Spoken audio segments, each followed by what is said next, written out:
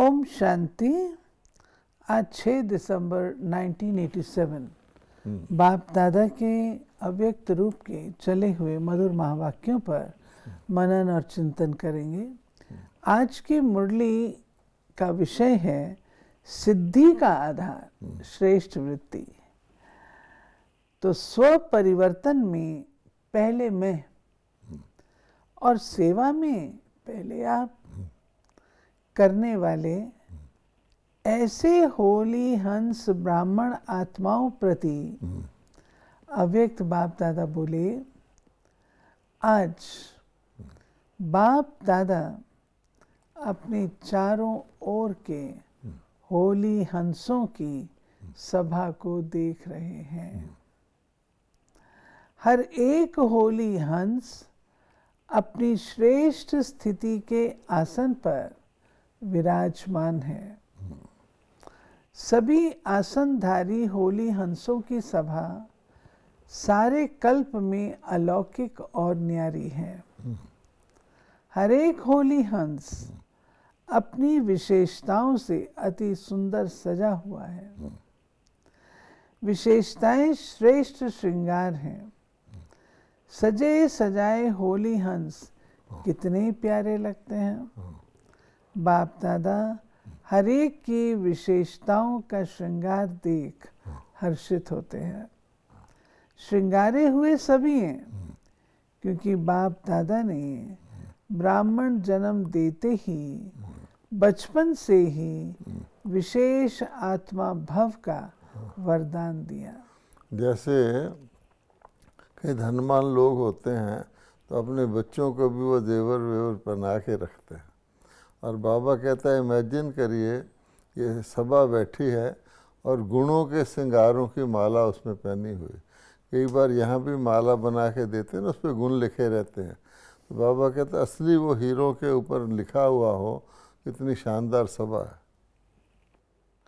जैसे आजकल की रॉयल फैमिली वाले समय प्रमाण श्रृंगार करते हैं तो कितना अच्छा लगता है। जैसा समय वैसा श्रृंगार, इसको कहा जाता है नॉलेजफुल। आजकल श्रृंगार के अलग अलग सेट रखते हैं ना, तो बाप दादा ने अनेक विशेषताओं के, अनेक श्रेष्ठ गुणों के कितने वैरायटी सेट दिए हैं। चाहे कितना भी अमूल्य श्रृंगार हो, लेकिन समय प्रमाण अगर नहीं हो तो क्या लगेगा।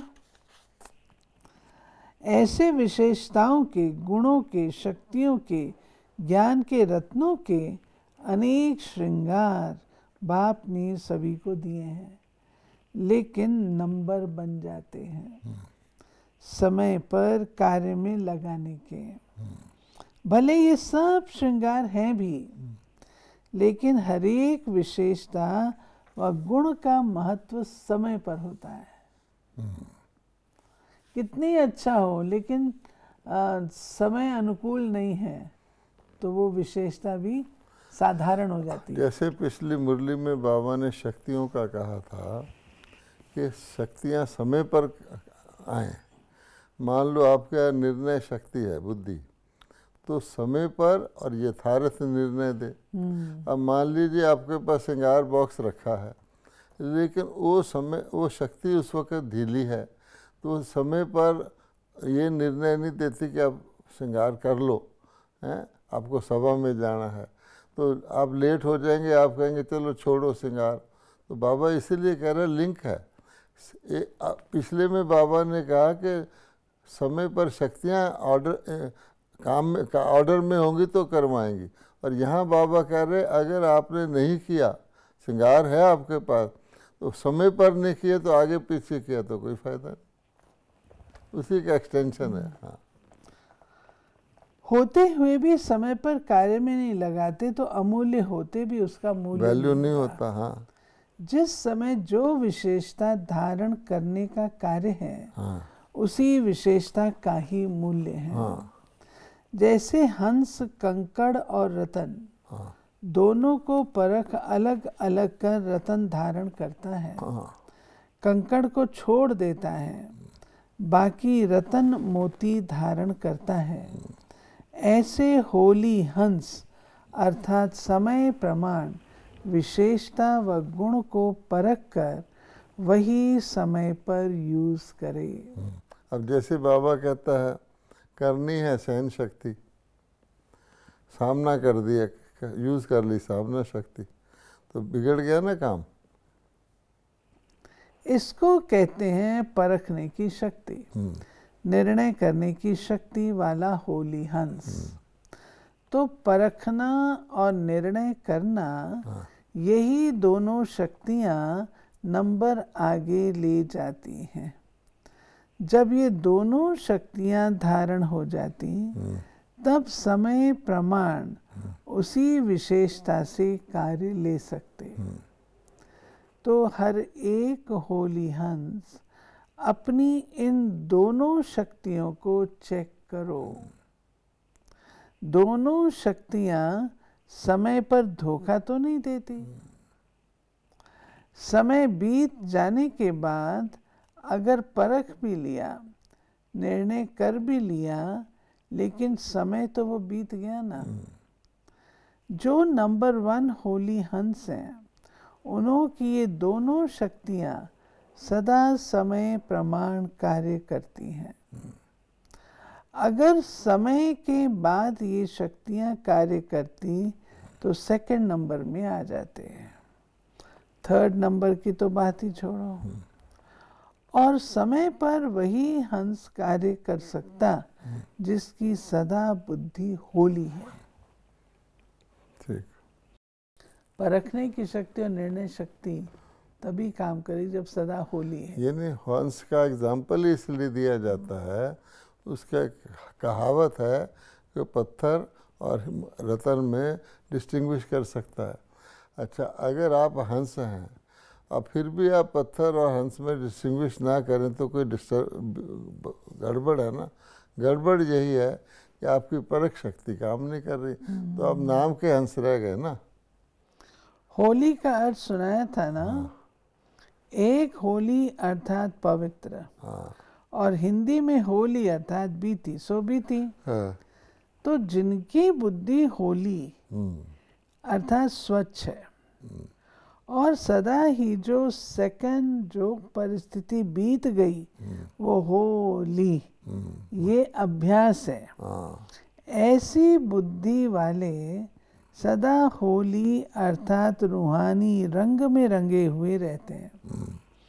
सदा ही बाप के संग के रंग में रंगे हुए हैं।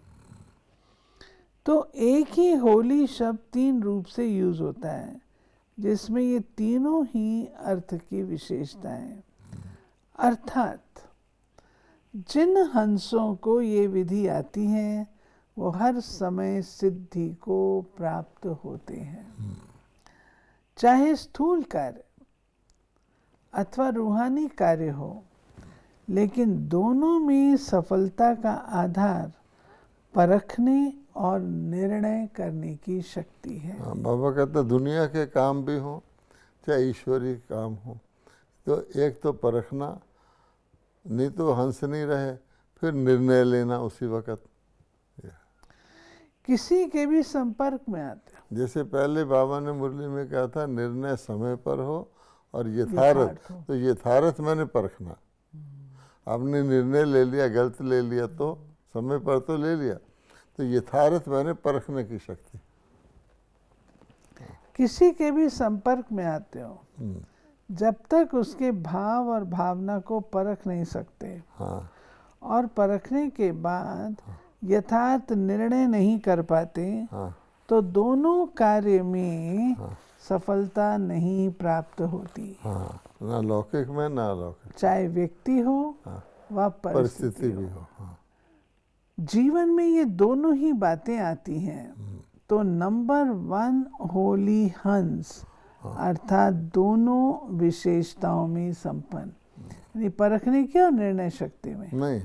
इसमें बाबा ने कहा व्यक्ति और परिस्थिति। जीवन में आपको व्यक्ति मिलेंगे, या परिस्थितियाँ मिलेंगी।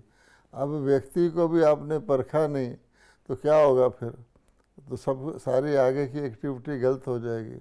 और परिस्थितियों को भी परखा नहीं तो आगे की एक्टिविटी गलत हो जाएगी। तो परखना और फिर निर्णय लेना। तो बाप दादा ये भी विशेष बात देख रहे हैं, हाँ, हर एक बच्चे के विधि की लाइन और सिद्धि की लाइन, ये दोनों रेखाएं कितना स्पष्ट हैं। आदि से अब तक विधि कैसी रही है और विधि के फल स्वरूप सिद्धि कितनी प्राप्त की है, दोनों रेखाएं कितनी स्पष्ट हैं और कितनी लंबी, अर्थात विधि और सिद्धि का खाता कितना यथार्थ रूप से जमा है। विधि का आधार है श्रेष्ठ वृत्ति। इसमें विधि किसको कहते हैं? तरीका, यानी कि सिद्धि को प्राप्त करने के तरीके को विधि कहते हैं ना। तो बाबा कहते हैं मान लीजिए आपके आगे कोई व्यक्ति आया या कोई परिस्थिति आई, तो अगर आपने उसको परखा तो उस व्यक्ति के साथ जो कुछ आपने व्यवहार करना है उसमें सफलता मिलेगी ना। तो परखने के बाद आप व्यवहार करेंगे ना, तो कैसा व्यवहार करना वो विधि है। मान लो कोई व्यक्ति ढीला ढाला है और आप उसको ज़्यादा टाइम दे देते हो तो आपका टाइम वेस्ट गया। और कोई अच्छा व्यक्ति आता है, आप उसको अच्छा साधारण समझ के साधारण ट्रीट कर लेते तो भी गया।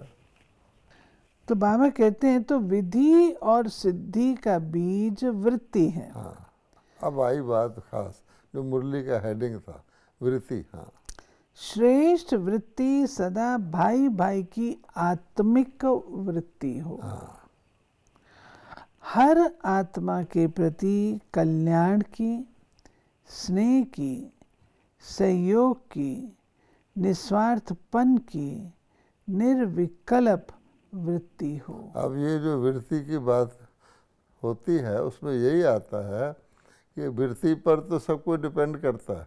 वृत्ति से वातावरण बनता है। बाबा के वृत्ति से संकल्प उठते हैं। बाबा कहते हैं वृत्ति द्वारा सेवा करो। मनसा सेवा भी यही है। मनसा सेवा अब जब वाचा कर रहे हैं, जब कर्मणा कर रहे हैं, जब परिस्थितियों से जूझ रहे हैं तो भी मनसा सेवा, क्योंकि मन ने ही तो करना है। एक है प्योर मनसा सेवा, लेकिन उसमें भी तो मन इन्वॉल्व है ना। मन मैंने मनोवृत्ति। अब बाबा कहते उस वृत्ति में क्या होना चाहिए, तो बाबा कहते रूहानी वृत्ति होनी चाहिए। ये नंबर 1 है वृत्ति के लिए, बीके के लिए तो खास तौर पे है। अगर रूहानी नहीं है तो वृत्ति का मतलब ही नहीं है, क्योंकि मनोवृत्ति है। दूसरा बाबा ने कहा कल्याण की हो, दूसरे के लिए शुभ। कल्याण के बाद क्या है? कल्याण के बाद बाबा ने कहा स्नेह की, सहयोग की और निस्वार्थ हो। ये सारी बातें वृत्ति में। और भी आगे निर्विकल्प, हाँ, निर्व्यर्थ। हाँ, और निर्विकल्प तक भी हम समझते। निर्व्यर्थ यानी दूसरे के लिए व्यर्थ की वृत्ति रखना भी उसका बाबा ने एक्सप्लेन किया। बहुत इंपॉर्टेंट और नई पॉइंट है इसमें, वो भी नुकसान करता है। कई बार किसी भी आत्मा के प्रति व्यर्थ संकल्प व विकल्प की वृत्ति होती है। तो जैसी वृत्ति वैसी दृष्टि और वैसे ही उस आत्मा के कर्तव्य, कर्म की सृष्टि दिखाई देगी। बड़ी आगे, बहुत अच्छा है ये। कभी कभी बच्चों का सुनते भी हैं, देखते भी हैं, वृत्ति के कारण वर्णन भी करते हैं, चाहे वो कितना भी अच्छा कार्य करे, लेकिन वृत्ति व्यर्थ होने के कारण सदा ही उस आत्मा के प्रति वाणी भी ऐसे ही निकलती, ये तो है ही ऐसा, होता ही ऐसा है। तो ये वृत्ति उनके कर्म रूपी सृष्टि वैसा ही अनुभव कराती है। जैसे आप लोग इस दुनिया में आँखों की नज़र के चश्मे का दृष्टांत देते हैं, जिस रंग का चश्मा पहनेंगे वही दिखाई देगा। ऐसे ये जैसी वृत्ति होती है तो वृत्ति दृष्टि को बदलती है। हाँ, जैसे वृत्ति से हमारे किसी के लिए ऐसा भाव है, वो अच्छे से अच्छा काम भी करके लाएगा तो हम उसकी पूरी अप्रिशिएशन नहीं कर पाएंगे, क्योंकि वृत्ति ऐसी है। ऐसे बाबा कहते हैं इस दुनिया में आप लोग आंखों की नजर के चश्मे का दृष्टांत देते कलर हैं। जैसे लाल जिस कलर, रंग का चश्मा पहनेंगे वही दिखाई देगा। हाँ, ऐसे ये जैसी वृत्ति होती है तो वृत्ति दृष्टि को बदलती है, दृष्टि सृष्टि को बदलती है। अगर वृत्ति का बीज सदा ही श्रेष्ठ है हाँ। तो विधि और सिद्धि सफलता पूर्वक है ही। अब बाबा ने पहले क्या कहा था कि वृत्ति क्या क्या रखो, कल्याण की रखो, स्नेह की रखो, शुभ शुभ रखो, निस्वार्थ रखो, सहयोग की और रखो, आत्मिक रखो। हाँ, अब आप देखिए कि एक व्यक्ति है, वो हमारा फेवरेट है, अच्छा हम उसको पसंद करते हैं, वो भी कोई काम बिगाड़ देता है तो हम क्या कहते हैं, चल कोई बात नहीं, कोई बात अच्छा। और एक व्यक्ति जिसके लिए हम ऐसी वृत्ति दूसरी तरह की रखते हैं, वो भी कोई काम बिगाड़ देता है, फिर हमारा टोन बदल जाता है, ये तो है ही ऐसा, है ना। तब बाबा कहते हैं ये है ना बात। अगर किसी संबंध संपर्क में श्रेष्ठ वृत्ति के बजाय मिक्स है, हाँ, बल कितनी भी विधि अपनाओ, हाँ, लेकिन सिद्धि नहीं होगी। हाँ, या तो मिक्स वृत्ति वाले की भी सिद्धि नहीं होगी और व्यर्थ वृत्ति वाले की भी सिद्धि नहीं होगी। तो बाबा हमेशा कहते हैं ना, व्यर्थ और पर चिंतन इसको उड़ाओ, तब वृत्ति से सिद्धि होगी। क्योंकि बीज है वृत्ति और वृक्ष है विधि और हाँ, फल हाँ, है सिद्धि। हाँ, अगर बीज कमजोर हाँ, तो फल चाहे कितना भी विस्तार वाला हो, हाँ, लेकिन सिद्धि रूपी फल नहीं होगा। समझा। आपको बहुत कुछ और प्राप्तियां होंगी, लेकिन वो सिद्धि जो दिल की संतुष्टता वो नहीं होगी, और चीज़ें मिलेंगी। तो बाबा ने बीज और इसका भी एग्जाम्पल दे दिया। अगर बीज कमज़ोर है, फल कितना भी फैलावट वाला हो तो वो नहीं होगी। जैसे मान लीजिए आपके स्टूडेंट क्लास में बहुत आ गए हैं, दिखेगा बड़े अच्छे, ज़्यादा स्टूडेंट आ गए हैं, लेकिन क्योंकि बीज कमज़ोर है तो वो जो क्वांटिटी है, क्वालिटी नहीं, वो नहीं मिलेगी। आप ये स्लोगन एक दो में कहते भी हो, हाँ, हर कार्य में हाँ, पहले आप, हाँ, ये स्लोगन याद है। हाँ, एक है पहले आप, दूसरा है पहले मैं। दोनों स्लोगन पहले आप और पहले मैं हाँ, दोनों आवश्यक हैं। हाँ, लेकिन बाप दादा रूहान करते मुस्कुरा रहे थे। हाँ, जहाँ पहले मैं होना चाहिए हाँ, वहाँ पहले आप कर देते हैं। हाँ। जहाँ पहले आप करना चाहिए वहाँ पहले मैं कर आज देते हैं। बाबा ने स्लोगन को बढ़ा दिया है। नॉर्मली हम स्लोगन यूज़ करते हैं पहले आप, पहले आप। तो बाबा कहता है नहीं, पहले मैं भी होता है, लेकिन अपने पुरुषार्थ के लिए पहले मैं है, और जो सेवा की अपॉर्चुनिटीज़ वगैरह उसके लिए पहले आप है। उल्टा कर देंगे अगर, कि जो अपना पुरुषार्थ है वो कहेंगे ये भी ये करे तो मैं बदलूं, ये है।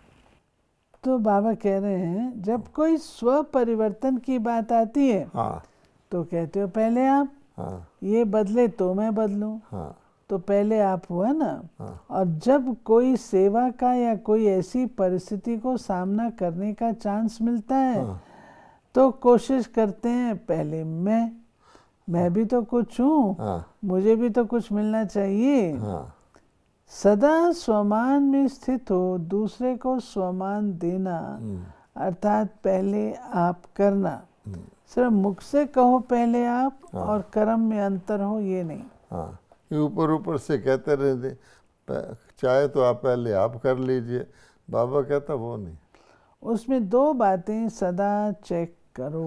अब ये दूसरे, अब जो आ रहा है ये अति इम्पोर्टेंट है हमारे बोल में, हमारे व्यवहार में, ये बहुत ज़रूरी आना चाहिए। हंसी में नहीं, हमें बेबी इसको हमें ध्यान रखना है। एक होती है अभिमान की वृत्ति, हाँ, दूसरी होती है अपमान की वृत्ति। अब वो एक तरफ बाबा ने सहयोग वृत्ति बताई थी, स्नेह वृत्ति बताई थी, अब ऑपोजिट बता रहा है कि हमारी वृत्ति में अभिमान कैसे आता है और अपमान कैसे करते हैं दूसरों का। जब हमारा अपमान होता है हमें ठीक नहीं लगता, लेकिन वो जो हम करते रहते हैं वो देखने का। ऊपर तो बाबा ने कह दिया कि वृत्ति के अनुसार अगर किसी व्यक्ति के लिए हमारी ऐसी भावना है तो हम उसकी बात को अप्रिशिएट नहीं करेंगे और उसकी खराब गलती को मैग्नीफाई करेंगे। राई का पहाड़ बना देंगे, पहाड़ की राई बना देंगे।